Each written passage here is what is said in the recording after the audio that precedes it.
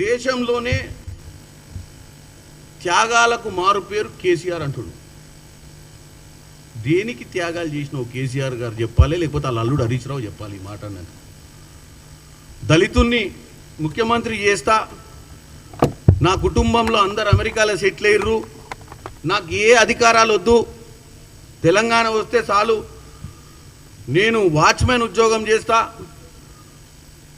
కాల్కి కనుక ముళ్ళు గుచ్చుకుంటే నోటితో తీస్తా అని పిచ్చి మాటలు చెప్పుకుంటే 10 ఏళ్ళు అధికారం అనుభవించారు. ఎవరికి బాగు చేసిర్రా మీరు? మీ కుటుంబంలో 5గురు బాగుపడ్డారు ఈ రాష్ట్రంలో. మీ కుటుంబం మొత్తం అమెరికాలో ఉన్న వాళ్ళు కూడా ఇండియాకి షిఫ్ట్ అయిపోయి బ్రహ్మాండంగా యువరాజు పాత్ర తీసుకొని మీరు త్యాగాల గురించి మాట్లాడుతున్నారు. దళితుని ముఖ్యమంత్రి చేస్తా అని చెప్పి ముచ్చట చెప్పి 10 ఏళ్ళు అనుభవించింది కాక మీరే మళ్ళీ అధికారంలోకి రావాలనే ఆకాంక్షతో తిరుగుతున్నటువంటి పరిస్థితి మీది.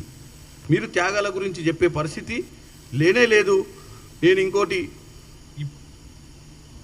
అధికారులను అంటుండు, ఇలా అధికారులు చెలరేగిపోతుర్రు, ఏం చేస్తుర్రు అర్థం కావట్లేదు, ముందు వాళ్ళ సంగతులు ఏందో తర్వాత తెలుసు అన్నట్టుగా మాట్లాడుతుండు. ఆ విషయం మీరు మాట్లాడితే మాత్రం గమ్మత్తుకుంటుంది. ఫోన్ ట్యాపింగ్ వ్యవహారంలో ఆల్రెడీ 3-4 లోపల వేసిరు. ఒక ఆయన రేపు ఎల్లుండో దిగుతుండు విమానంలో అమెరికా నుంచి. ఇన్ని రోజులు అమెరికాలో తలదాచుకుంటూ దిగిండంటే ఇవాళనే. మరి ఒక పక్క టీవీలో చూపిస్తూనే మన భాగవతం, ఫోన్ ట్యాపింగ్ భాగవతంలో మనం ఎట్లా అధికారాన్ని దుర్వినియోగం చేసిందో ఈ భారతదేశంలో కాదు, రష్యా, అమెరికా, ఇంకేదైనా గూఢాచార్య దేశాలు ఉన్నా కానీ ఇంత సాఫ్ట్వేర్ ఇంత టెక్నాలజీ వాడి ఉండరు మీరు వాడినట్టు. కాబట్టి హరీష్ రావు గారు అధికారాన్ని ఎలా చెలాయించాలనో, అధికారాన్ని దుర్వినియోగం ఎట్లా చేయాలో అనే దానికి మీరే ఈ భూ ప్రపంచానికి మీరే మోడల్. మళ్ళీ మీరు మాకు చెప్తారు. ఆల్రెడీ ఒక ఇరిగేషన్లో ఉన్న ఈఎన్సీని కూడా జైలు పాలండి మీ కాళేశ్వరం పుణ్యాన.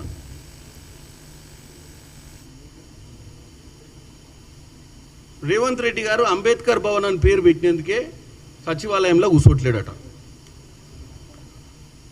రేవంత్ రెడ్డి గారు ములుగు అడవులలో పోయి ప్రజాపాలన పెట్టి అక్కడ కూర్చొని పరిపాలిస్తాడు. రేవంత్ రెడ్డి గారు అవసరమైతే ఆసిఫాబాద్ పోతాడు, ఇటు ఆలంపూర్ పోతాడు, 24 గంటలు ప్రజల మధ్యనే ఉంటుండు. కమాండ్ కంట్రోల్ రూమ్లో కూర్చుంటాడు, సెక్రటేరియట్లో కూర్చుంటాడు, అవసరమైతే ఇంటికాడ కూర్చుంటాడు.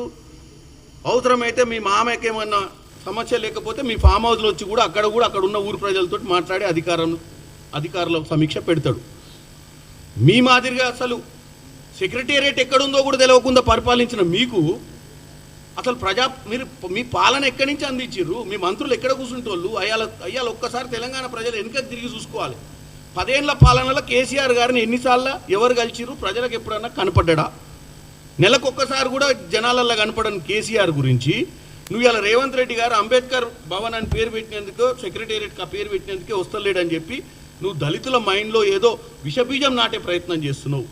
నువ్వు ప్రగతి భవన్ అని పేరు పెట్టుకొని ప్రగతి లేని భవన్లో నువ్వు కూర్చొని ఎవ్వని గేట్ లోపలికి రానియకపోతే డిసెంబర్ 9 ప్రమాణ స్వీకారం చేసిన 5 నిమిషాలను దాని ప్రజాభవన్ చేసి పెట్టింది పేరు మేము, జ్యోతిరావు పూలే. మీరా పెట్టింది? మీరు అంబేద్కర్ గారి గురించి, జ్యోతిరావు పూలే గారి గురించి మాట్లాడే అధికారాలు మీకు లేవు. ఏమున్నా మాటలు వచ్చు కదా, ఏది పడితే అది అక్కడ మీటింగ్, రేవంత్ రెడ్డి గారు మీటింగ్ కాగానే ఏదో ఒకటి చెప్పాలి తెలంగాణ ప్రజలకు, అసలు నా సంగతి ఏందో అని మాట్లాడినట్టే ఉంది హరీష్ రావు. కానీ నీకు వాస్తవాలు తెలిసి మాట్లాడినట్టుగా క్లియర్గా కనపడతలేదు. 10,000 ఉద్యోగాలు ఇచ్చి ఎక్కువ తక్కువ ఉద్యోగాలు అని చెప్తుండు. అన్ని పిచ్చి మాటలు, అబద్ధాలకే మారిపోయారు అనే ప్రయత్నం చేస్తున్నావు రేవంత్ రెడ్డి గారు.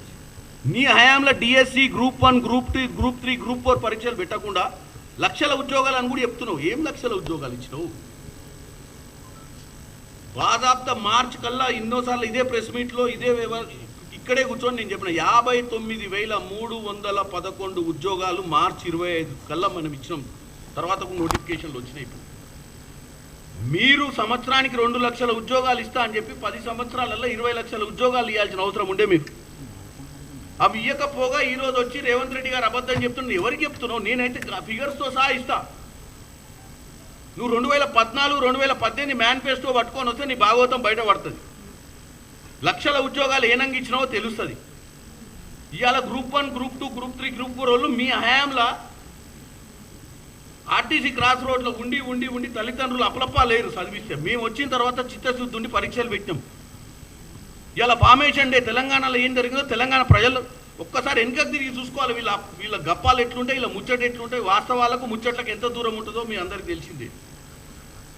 అంతెందుకు ధాన్యం కొనుగోలు గురించి చెప్తాడు ముఖ్యమంత్రి రేవంత్ రెడ్డి గారు.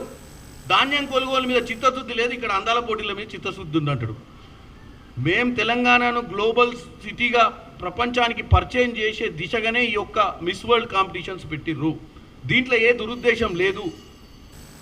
దాంతోపాటు ఇవాళ నీకు చెప్తున్న హరీష్ రావు గారు, రబీ 2022-23 36.63 లక్షల మెట్రిక్ టన్నుల ధాన్యం కొనుగోలు జరిగింది. 23-24లో 22-23లో 36,63,000 అయితే 23-24లో 39.51 లక్ష. ఈ సంవత్సరం మా ఉత్తమ్ కుమార్ రెడ్డి గారు ఈ మధ్య పదే ప్రెస్ మీట్లు పెట్టి చెప్పిండు 60,61 lakhs మెట్రిక్ టన్, అంటే డబుల్ అయింది. మరి ఎట్ట చెప్తావా ముచ్చట? ఇనేటోన్ కన్నా ఉండాలి కదా. ఇప్పుడు నువ్వు చెప్తున్నావు, ఇనేటోళ్ళకు ఉండదా? వాళ్ళు ఆలోచించారా ఏం మాట్లాడుతున్నావు? అంటే ఒక్క గింజ లేదు. నిన్న మేము రివ్యూ పెట్టాం సూర్యాపేటలో పోయి, కలెక్టర్లు అందరూ వచ్చారు, ఊర్లో నాయకులు వచ్చారు. మ్యాక్సిమం తడిసిన అయినా ఏదైనా కొనమని చెప్పి ఓపెన్ ప్రెస్ మీట్ పెట్టి అన్ని కొనుగోలు చేస్తున్నారు.